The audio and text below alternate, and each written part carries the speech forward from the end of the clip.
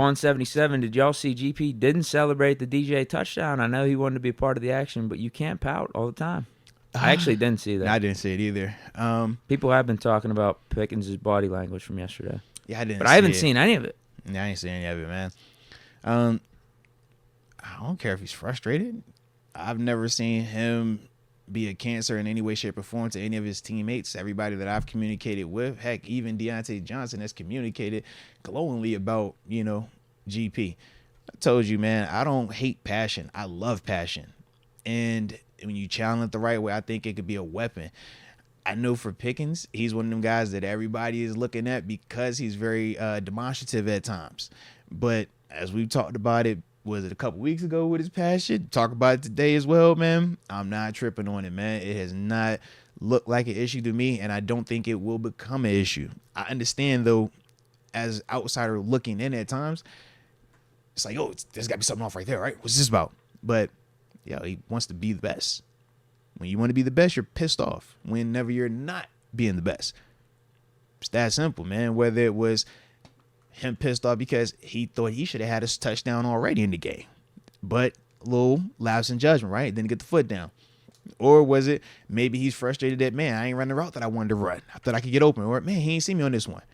All that's available, man. I don't think it has to be he's pissed off or he wasn't happy that, DJ scores ace up, right? It's like, nah, man, it's a lot that you be thinking about when you're out there on that field, man.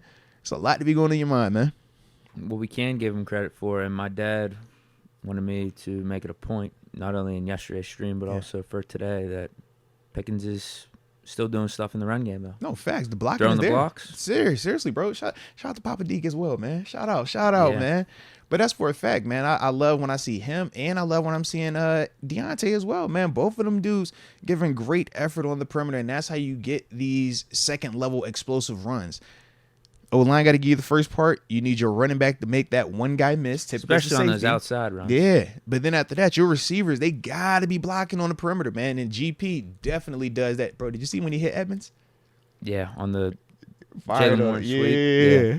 I was like, ooh, all right. And he didn't follow through or do anything extra. Which was smart. That would have attracted a flag. Oh, for a fact it would have. Today's soft NFL. No, I mean, just the angle of it would have been questionable.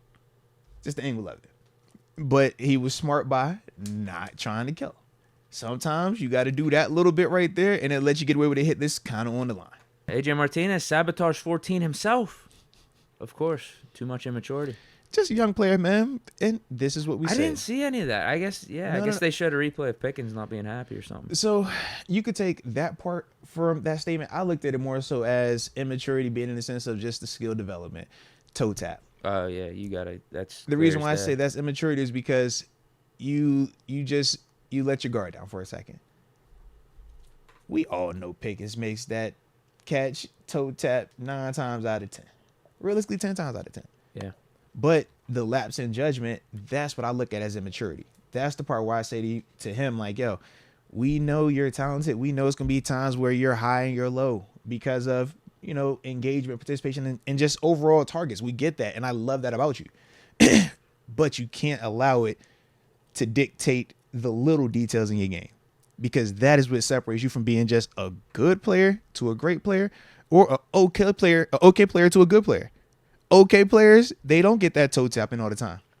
Good players, they're going to get that toe tapping 60, 70% of the time. The great ones, that's 100% to 99%. You feel me? Now, where do you want to be? That's the question that we ask them, right? Do you want to be viewed as the AB type? Well, you got to go ahead and get that. Do you want to be viewed as Juju type? All right, you'll make it the majority of the time. Not a shot at Juju, but like AB is up here, right? Juju's still a really good receiver. What name that just popped into my mind in terms of that comparison, like that level? I was thinking like Michael Floyd. Okay, yeah, that's probably the most random NFL receiver you could come up with right now. Yeah, Marvin Jones. Yeah. Good players. Where it's like, I respect them. They talented, but we don't view them as elite, right? That was really random. That was a heck of a name that you pulled right there, bro. Heck of a name. And then after that, you got kind of everybody else where it's like, all right, we see crazy talent, but we don't think it's consistent enough.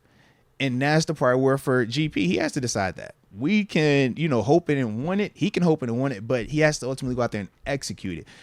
And we know he can. That's the beautiful part. We literally talking to him about something that is not a question of if he's talented enough to do it. We just like, bro, there's just a little Ricky moment right. Not a Ricky moment, but there's a young guy moment right here. And it's a coaching point. Coach T gonna coach him up. Trust me.